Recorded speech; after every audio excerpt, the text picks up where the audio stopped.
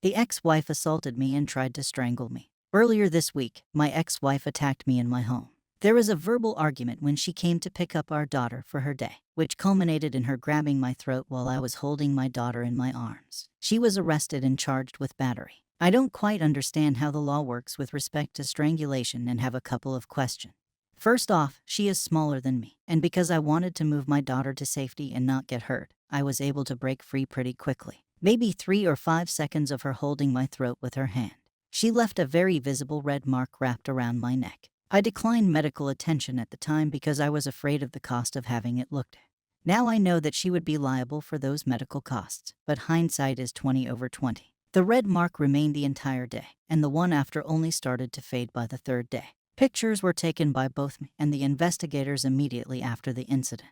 I did not fall unconscious, but I don't really remember how I got from her hand around my neck to the other room, and I don't quite know the definition of blacking out in this case. I haven't had trouble breathing, but my neck is still sore in that spot. Is this considered strangulation? Relevant comments. Neck bangs. NAL, but formerly worked in criminal defense. If I were you and wanted an answer as to whether the DA's office is elevating the charge against her to include strangulation, then I would check with the county in which the incident occurred. This can be accomplished via a visit to the court records online or in person at the county court clerk's office. Sometimes, in matters of domestic violence, you have to go in person. It depends on the location.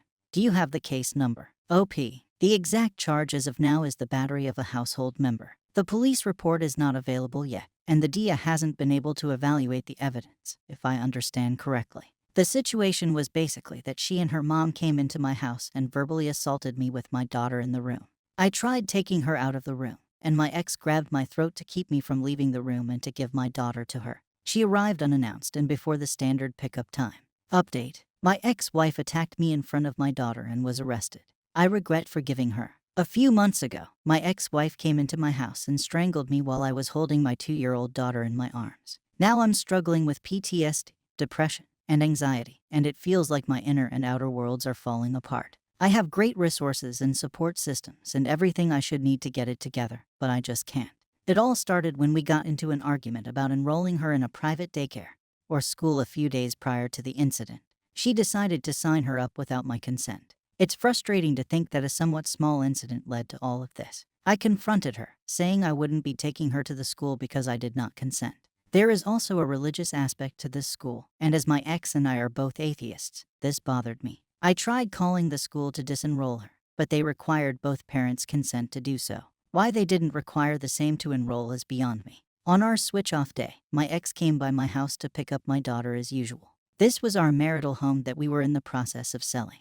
In our parenting plan, I stupidly allowed her access to the house so she could watch our daughter in a familiar place while the house was being sold.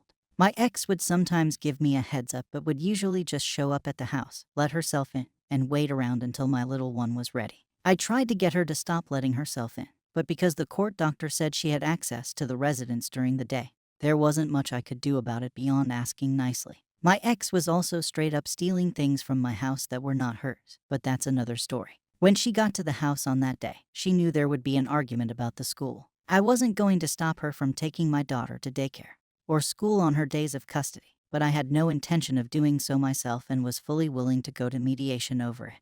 My narcissist ex decided she was going to get her way no matter what. My ex came into my room and woke me up after coming into the house earlier than she normally would. She proceeded to deflect, saying she made accusations of neglect to CYFD. Nothing came of it because, contrary to what my narc of an ex thinks, I am a very capable parent. When I realized the conversation was going nowhere, I just decided to end the conversation and get on with the switch off. This more than upset my ex, who then decided she would go and wake my daughter herself and prepare her for school. I asked her to please wait outside or in another room while I prepared my daughter, which was met with a straight-up no, I won't be doing that.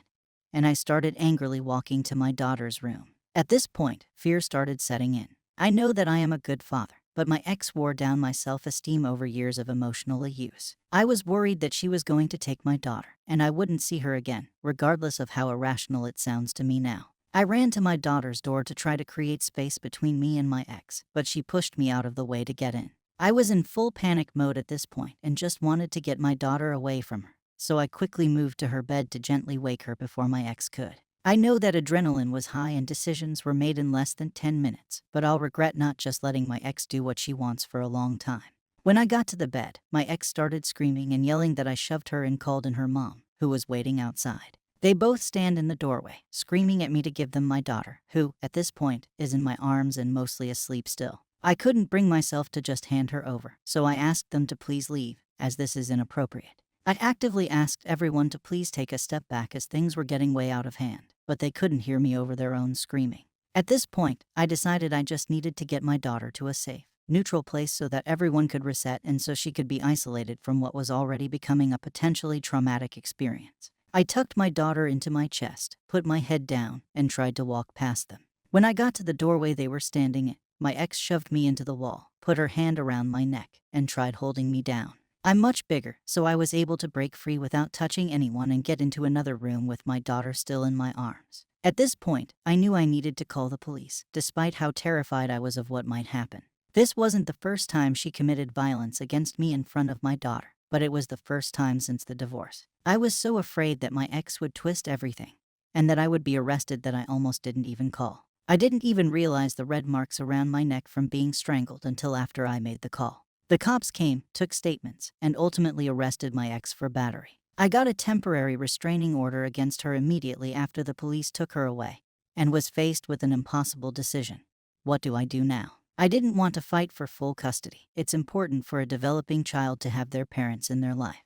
It's also important that this kind of abuse never gets transferred to my daughter, and that she never has to be exposed to something like this ever again. In the end, I decided to drop the restraining order, put some protections in place for my daughter and me, and try to build some semblance of a normal life for her. I regret doing this immensely. Since then, my ex has steamrolled me, made random accusations with zero basis, and had her lawyer harass me, knowing that I can't afford to retain her because I don't have rich family members to help me like she does. To top it off, now she apparently wants to start van living by using her money from the sale of our old house. I don't even know where to start here, but living out of a van is no way for a child to live or grow up. If she wants to do it on her own, I literally don't care, but I'll be damned before I let her subject my daughter to that kind of life.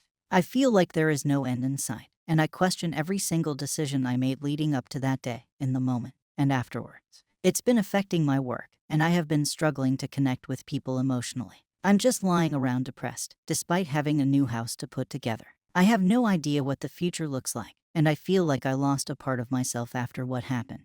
I am doing my best, and when I have my daughter, everything seems manageable. But when I'm alone in my new house with boxes piled in the garage, it feels just as empty inside as I've felt since I realized all of the abuse I went through in that relationship and the journey ahead that I have to face after forgiving her. Edit, thank you to all those who shared their stories and experiences. This is exactly what I was afraid of when I sat in mediation for 9 hours and made probably the hardest decision of my life.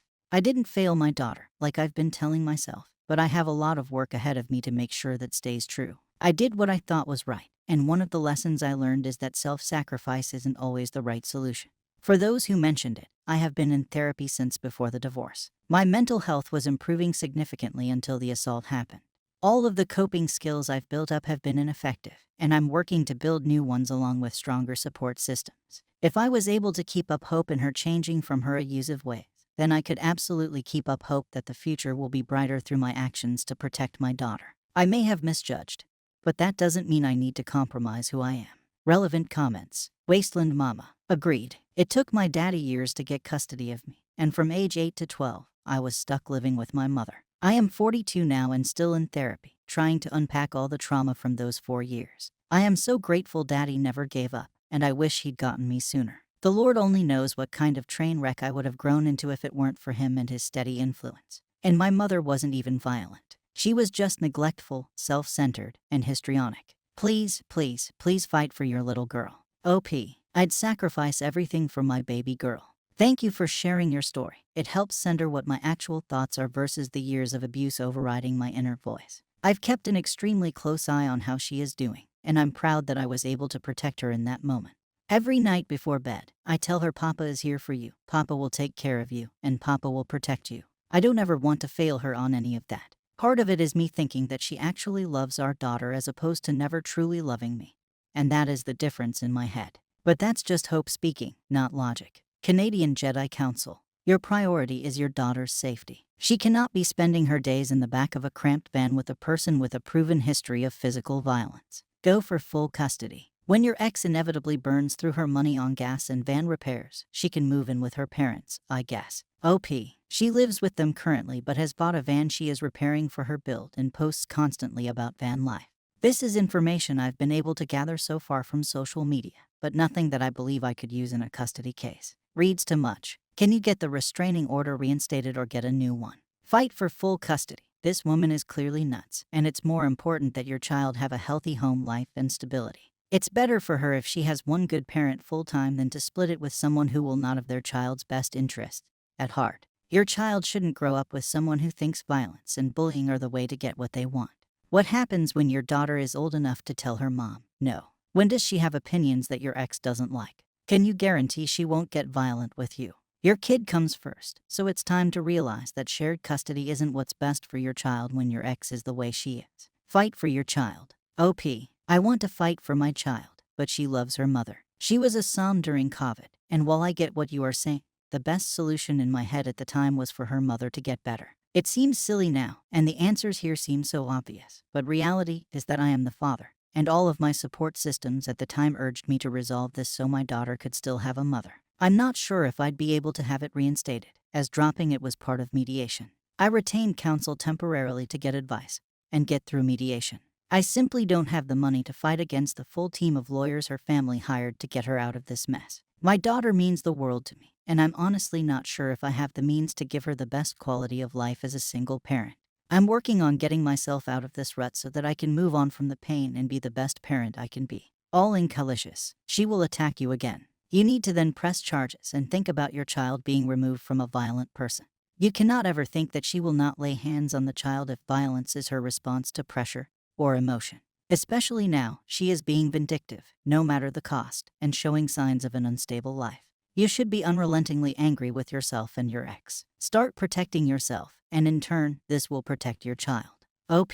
I will not be angry with myself over this. I'll be rational and level-headed about it, so I appreciate your advice. She is required to complete a 2-year anger management program that I hope will change her tide. She is required to report progress every 6 months. If she isn't up to snuff, we go back into mediation, and this time there is no leeway or benefit of the doubt on whether she can change her behavior. Thank you for watching the video.